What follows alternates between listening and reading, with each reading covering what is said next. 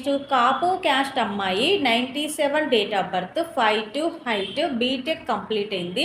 అమ్మాయి సాఫ్ట్వేర్గా జాబ్ చేస్తుంది. ఈ అమ్మాయికి కాపు క్యాస్ట్లో అబ్బాయి కావాలి.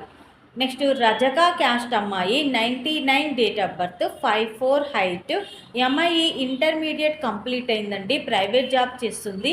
ఈ అమ్మాయికి రజక క్యాస్ట్లో అబ్బాయి కావాలి.